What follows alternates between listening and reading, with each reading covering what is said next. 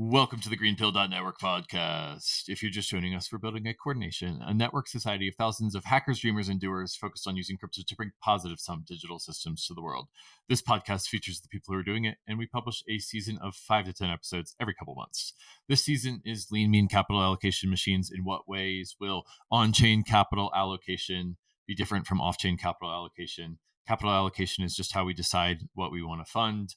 Now that we have the primitives of blockchains, which are transparent, incorruptible, global, and programmable, what are the new ways that we're going to do capital allocation?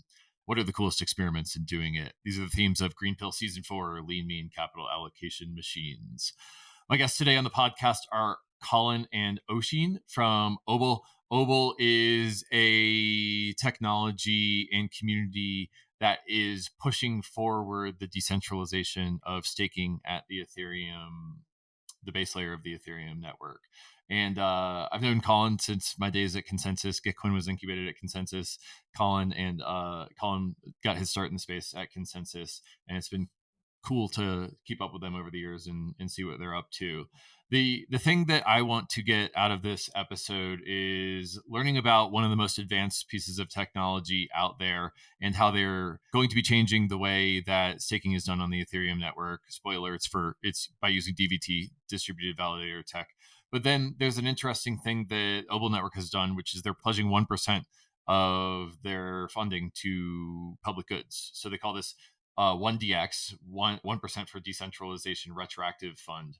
And I'm really interested in this symbiosis between projects that are securing the Ethereum network and public goods funding. I think that this could be a sustainable source of funding for public goods to see more projects do 1% pledges like this. And so that's what we talk about on this episode. We talk about how Obol is helping push DVT tech and staking tech forward. And then we also talk about 1% for public goods. So with respect to capital allocation, a big high order bit for me is how do we fund it?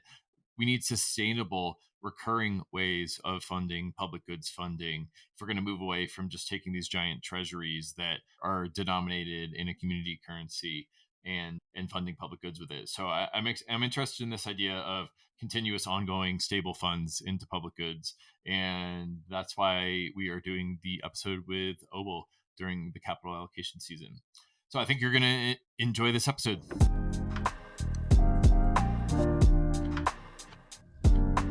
What's up, gentlemen? Welcome to the podcast. Hey, Kevin. Thanks for having us on. Pleasure to be here. Why don't you do some quick intros of yourselves? Oshin, you go first, and then Colin. My name's Oshin. I'm CTO and co-founder at Obol Labs, and I've been in the crypto and Ethereum space since about 2018 when I joined Consensus. And on the way to building Obol, I also built ETH staking for Block Daemon ahead of Genesis. That's my brief intro. I'll hand over to Colin. Yeah. Hey, everybody. I'm Colin Myers, CEO and co-founder of Obol Labs with Oshin. Historically, also an Ethereum maxi, longtime employee at Consensus starting in 2017, and have been working on infrastructure layer of Ethereum in a variety of different capacities, which we'll probably touch on today. And today working most closely on distributed validators with Oshin at Obol. Yep. I think, Colin, we overlapped at Consensus back when Gitcoin was incubated there. Yeah, it was very inspirational, actually, to a lot of the work that we do today. And I still have all the stickers. I have this like little bucket of old Consensus stickers, and I have like all I think they were hexagons, maybe octagons. But I have the all collection of all the Gitcoin stickers. Yeah, we had an NFT back then. Yeah. I think of the on-chain Git POAPs. I wish I had more of the t-shirts, to be honest with you. I had like quite a few of the t-shirts for a while, like in these old Consensus grabbed like the Gitcoin tees, and I just don't know where they're at. They've been lost to time, unfortunately, but I still have the stickers. Well, now that we've rebranded to, I think that our brand designers will be happy that you've lost the old t-shirts. I would love to talk about Obol, and we're having you on the podcast today to talk about Obol and this pledge that you're making to support public goods. So maybe we'll tee off with what is Obol and what are you trying to accomplish? And then from there, let's try to weave in how does regen public goods layer in on top of what you're trying to do? Yeah, absolutely. So Obol today is a project focused on enabling distributed validators. Distributed validators was initially a research project in 2019 that was started at the Ethereum Foundation. And now, 5 years later, that research effort has turned into a community and a protocol and a group of people focused on the adoption of distributed validator technology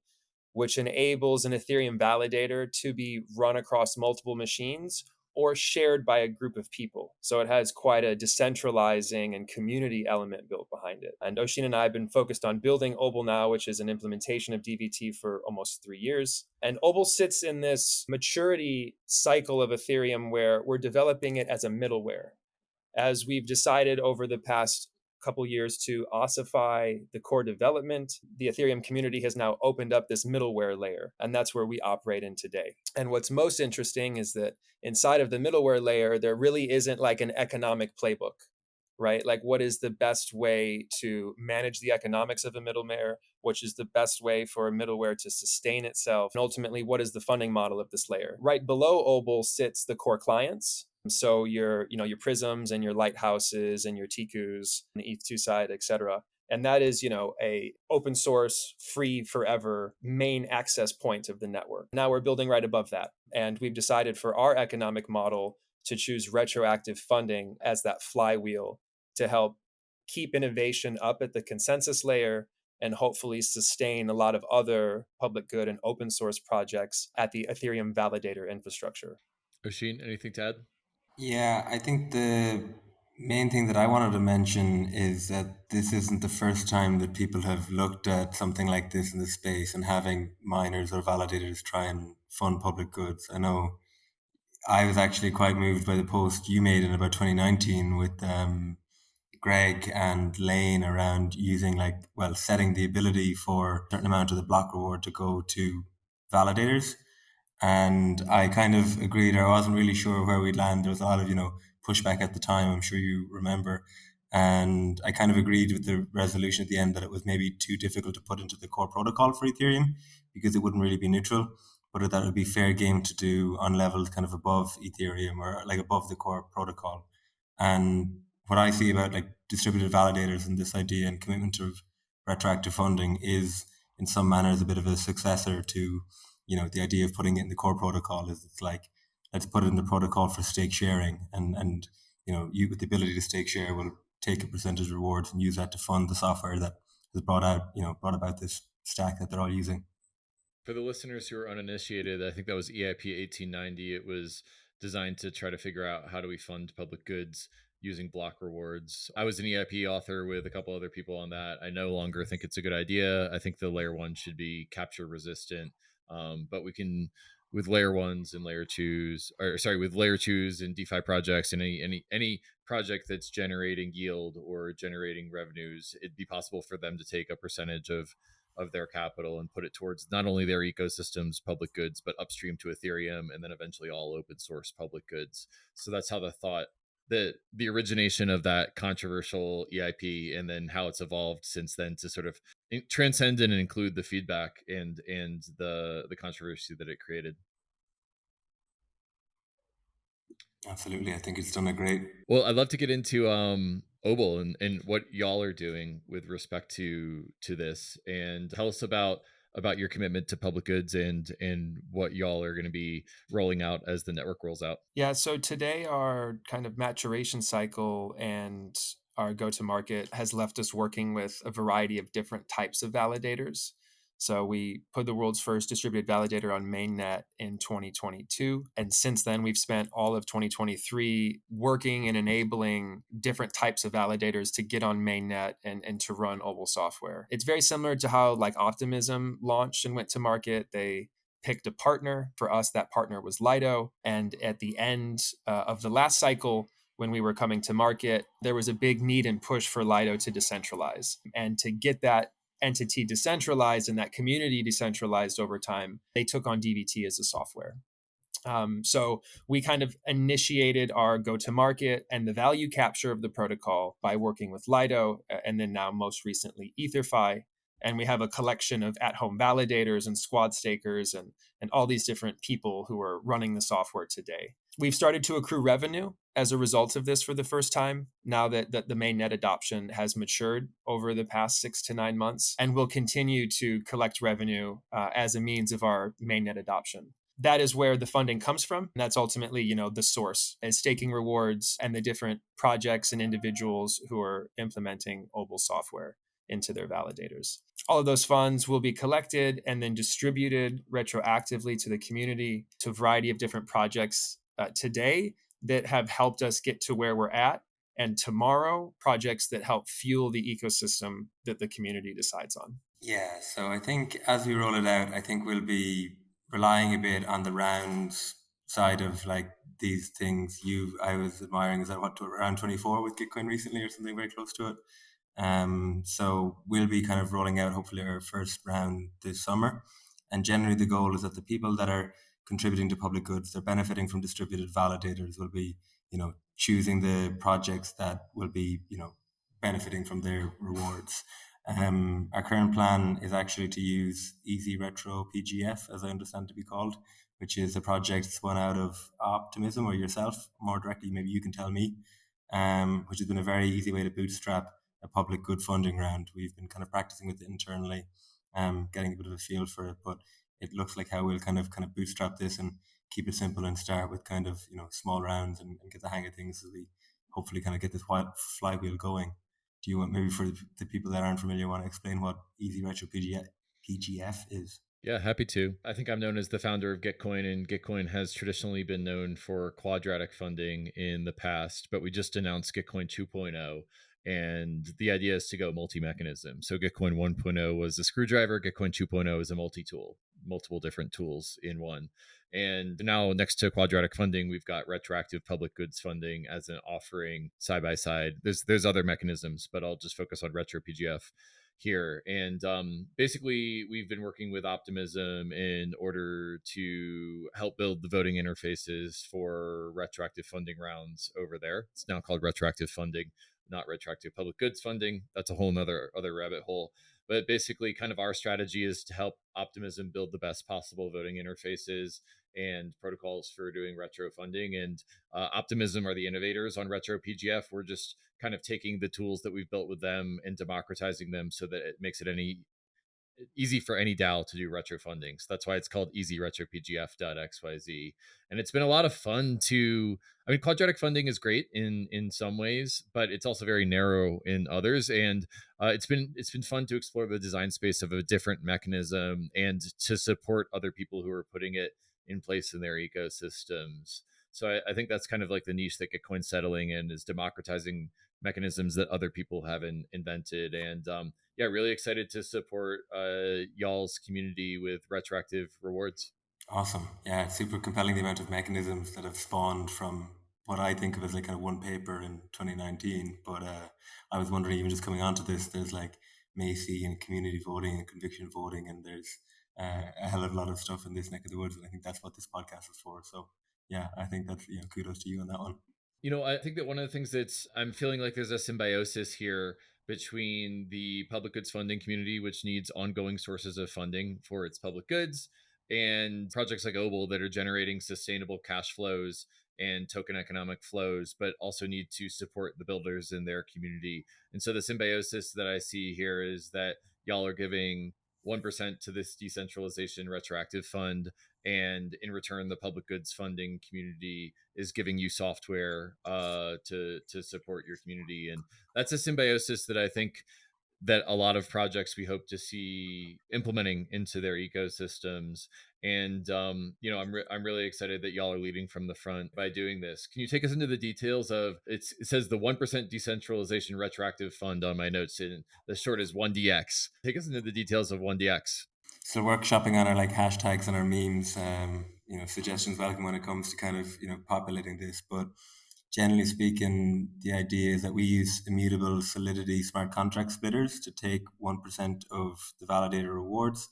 And the goal is to more or less put that into a kind of a quadratic funding pool or an easy retro PGF distribution to get things going. So everybody that's been running on alpha or beta Obol, we're coming up to an announcement, hopefully starting with the one soon. So that'll be fun. And ahead of that, we're kind of launching this like funding model and mechanism, and trying to like communicate to people how this ecosystem will self-sustain. And the goal is that, everyone, I kind of describe it as like a fighting Moloch problem. It's if we can convince everybody to get comfortable with the 1% contribution to the software that they all kind of use, and we can get it kind of Lindy and generally accepted, we'll have built one of these kind of infinite games that we all hope to kind of mostly create in this niche. Colin, any details to add? No, I think it's really well said. How is this retroactive fund different than other funding programs we've seen in the past? So today, what we've noticed is the majority of the retroactive funding campaigns and efforts have mostly been focused on the execution side of the network. We view things kind of most simply as like supply and demand. The supply side is the execution side. Sorry, the demand side is the execution side, and the supply side is the consensus side. And most of the retroactive funding has been focused on the effort that we've all been a part of for the past 6 to 7 years, which is faster, cheaper, let's get to billions of users. So the existing retroactive funding campaigns have been mostly focused on the top half of the network. There have been, good capital flows into protocol guilds and other efforts which do support more of the consensus core development infrastructure side of the equation. But we found a need for consensus stability and validator infrastructure as being the primary area where we will begin to add these incentives and to start building this flywheel. So we want to stay like focused on our area, and our area is the sustainability of consensus and the long-term funding of open source validator infrastructure. One of the things that I think is really cool about this, I'm a smart contract engineer at best. I have a computer science degree. I can do smart contracts, but the protocol engineering to me is just deep wizardry. So that's cool. But another thing I think is cool here is how there's a source of yield or a source of tokens that's sustainable here. There's this idea in nature of things that are exothermic, which is that they give off heat, are where organisms begin to form. So around ocean vents, that's an exothermic part of nature. In the surface of planet Earth, the sun is exothermic. It gives off heat, and that can create life. And one of the things that I think that we're looking at in as we're designing capital allocation systems is where are the places that are economically exothermic in the ecosystem. If you just create a bunch of tokens in a treasury and they rely on traders coming in going to trade them, then that's not reliably exothermic. But the yield of the Ethereum network and the tools that are being used in the Ethereum network to secure it is economically exothermic in a stable way. And so, first off, like kudos on building a project that's going to have sustainable cash flows. That's great. I've not done that, and I think that lots of people in crypto aspire to do that. But I just want to call out for the listener as we're talking about capital allocation ecosystems that there's going to be a sustainable source of funding flowing into these systems in the future, and that's something that we want to build on as we're building momentum for public goods funding in the future. I don't know if y'all have any reactions to that. Yeah, lots actually. So most of the effort here is based upon the known fact that the Ethereum validator creates perpetual revenue. So it's a perpetual revenue stream that's created with a relationship between the validator and the network. And with a perpetual revenue stream, you can do so many things. It's almost just like imagine finding the first body of water and then just building waterfalls off of it is really what like you can do with a perpetual yielding asset class. So when we built the project, we knew that that was like the source of life for the project and that it was perpetual in nature. And now it really just comes down to like, what are you going to use it for? But I think people today are underscoring the value of the perpetual revenue of an Ethereum validator. And we hope to like incentivize people to use Ethereum validators for larger use cases than just liquid staking, for example, which the majority of Ethereum validators have been used for to date. There are other use cases for validators. It has a perpetual revenue stream, and you can build entire economies on top of these things. And now we're just at like chapter 1 of that. Rashid, anything to add there? No, nothing too major beyond how we how we do this capital allocation. I think you rightfully call out something that we've kind of noticed and a lot of people have noticed is, this exothermic reaction, to use your words, that is, the Ethereum issuance. And the real question is, if you can build, software to it, there's, hundreds of thousands of developers that have contributed to the Ethereum network and this, exothermic issuance. And, we can direct all of it to the validator running the software, or we can direct some of it into the actual back into itself and sustaining all the software that's created in the first place. And that's kind of ultimately the goal and the mission, and why we're kind of here for many years working on the decentralization of the Ethereum network and trying to retain it as a public good and not a private or common good or club good. I'd love for y'all to react to the theme of this season's Green Pill episodes is capital allocation. In what ways will on-chain capital allocation be different from off-chain capital allocation? How can we leverage the primitives of blockchains to create more permissionless, transparent, programmable global capital allocation? And another way that I could say it is that Web 1 and Web 2 gave us massively multiplayer online communication networks or role-playing games. Can Web3 give us massively multiplayer online funding games? And I'd just like to create some space for y'all to react to the thesis of that episode. And I'm curious what that brings up for either of you, since you're protocol and on-chain gigabrains. Any reactions to that hypothesis? I certainly, I think, like yourself, was fascinated by the original paper called Liberal Radicalism and using kind of people's votes to, decide outcomes. I really think, as you said, programmable funding, is at the future. Can we build these like massively multiplayer like funding games? There's a well understood science of the wisdom of crowds that people will allocate stuff effectively if they're given the choice and given the chance, and that's what kind of excites me broadly about Ethereum blockchain programmable smart contracts is you can massively lower the cost to taking more votes in and taking like more people's opinions into account. You can play with it with quadratic voting, with conviction voting, community voting, and all these other ones, private voting, and so on. And yeah, from just like an academic kind of nerdy side, I think that's going to be super fun. And this within validators is just one such piece of it. It's here's the perpetual source of capital allocation, and now what's the like correct mechanism to like distribute it, and that's hopefully what we're going to hopefully find out in the next while. From a macro perspective, what we're trying to create is a community of people who want to give back instead of a community of people who want to take. And in our observations, if you're spending time around with people who are just focused on like capital hoarding, most of those people are unhappy, quite honestly. If you're hanging out and focused with a group of people who are focused on giving capital and reimbursing capital, that's a real virtue. And those are great people to be able to innovate with and spend time with. And the majority of those people are like truthfully happy. So at the end of the day, the concept of the model of the firm, which we've used for however many decades now, of earnings per share and capital that you keep inside of the company, well, what if the actual source of value was how much you gave away? And I think that's what we're all actually trying to enable is we're changing people's mind about like, what is the definition of valuable? Today, the theory of the firm states you keep all your money and that makes you valuable. What if the theory of the firm tomorrow is that you didn't and you gave it away? What are the ramifications on economics and funding and human interaction? And we're so lucky to get to wake up every day and do this. When Oshin and I started Obol, it was a hard pitch for me to get him on board because of just the technical difficulty of it and just honestly the meat on the bone. And then after a while, he finally came around and he's like, wow, we get to wake up every day and decentralize Ethereum. And I was like, yeah, honestly, what more could you ask for? I love that. Well, let's get into our final question since we're running towards the bottom of the episode. If Obol is massively successful, what does the world look like in 10 years? Paint us a picture. All validators are highly available, and more than 60% the validators on mainnet are squad staked with a good, healthy amount of at-home validators participating.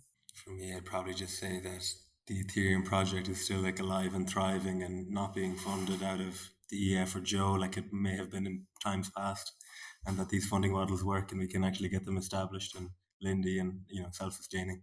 Yep. Well, that resonates with me because Gitcoin was funded by Joe Lubin in the beginning in consensus, and now it's progressively decentralized. I don't think it's all the way there, but I think that mirrors the trajectory of a lot of people in this space. Last question: is there anything I didn't ask that you want to say? The power of distributed validators is it enables a group of people to share in the rights of a validator. This is a concept which we've been promoting called squad staking. Today, like a lot of people think, it's either at-home validator or participate in a liquid staking pool. There's actually like an in-between element where, if you have the means to run resources, aka a machine, and you want to, and you have a few ETH, with DVT, you can find a group of like-minded people to come together and build a shared community-based validator. We're only just at the beginning of what we can enable. So as like the DVT community element matures, I hope that people understand the power of community run validators. And we have some great examples that we can share with people in the community today where there's 10 different people running a validator all together. And that's never been able to be done before. Yeah, on a similar vein of something that I wanted to highlight is for a lot of people, Ethereum validation is prohibitive because of the 32 ETH kind of headline number, or even in like kind of Rocketbill or something with 8 ETH, it's still a huge amount of money. With distributed validators being able to share stake, the risk of any kind of extra person coming into share stake is much more marginal and much more reduced. So a lot of these protocols are starting to like bring on solo operators and home staking operators that never would have been able to stake before. And if that's kind of, someone listening being like, hey, I'm super into Ethereum, I love the mission, I have machines and technical ability to keep a server online, but I don't have the ETH for it. We're doing kind of what we call kind of a credentialing program where you kind of run these validators on test nets with others and get kind of a soul band token to, prove it. And then ultimately that's kind of the pipeline we hope to do to allow people to run on mainnet. And currently we've kind of programs running with home stakers running in like, I think one is in a village in Kenya with the Starlink and is able to get, a portion of the rewards for the distributed validator and the keys they're running on mainnet. So yeah, I know for a lot of people that are into it but have never been able to partake, there's probably a route for you to go and kind of get yourself accredited and, get yourself into a feature of Lido Wave or EtherFi kind of node operator onboarding or the likes, if they're interested and dedicated. All right, gentlemen. Thanks so much for coming on the Greenpill podcast to talk about what you've been up to. I think it's exciting. I think there's a beautiful symbiosis between the technology community and the regen community that we're just teasing here. Where should people go to find out more about what y'all are up to? We have in the links in the show notes, obol.tech, and then we've got a link to the blog post, which is all about the 1DX program. Anything else that you want to shout out that people can check out to learn more? I think on Twitter and Farcast we're both at Obol Network. So you can go there for the day-to-day updates. Great. Well, thanks so much for coming on the podcast. Thanks so much for having us. Thanks, everyone. See you soon. You just heard from the Obol founding team. I'm excited about 1DX. I think it's a cool experiment in doing sustainable recurring funding for public goods. Thanks again for listening to the GreenPilled.network podcast. Again, we're featuring the people who are building a coordination, a network society of thousands of hackers, dreamers, and doers using crypto to bring positive sum digital systems to the world, like Colin, like Oshin, like the Obol networking community. If you value our work, you can collect this episode. Go to pods.media/greenpill to find all the episodes and start collecting. Thanks to Sean W. Bren, Simons SD, and Kev.eth. That's me. Thank you to the people who have collected Greenpill episodes in the past. You're supporting this movement, and we really appreciate it. While you're here, might as well make a offering to our algorithmic overlords. Please subscribe, rate, review the podcast, and share this episode with people that you know in the ecosystem. It really helps us to build the regen crypto movement. Thanks again for listening, and I will see you next time. Peace and love.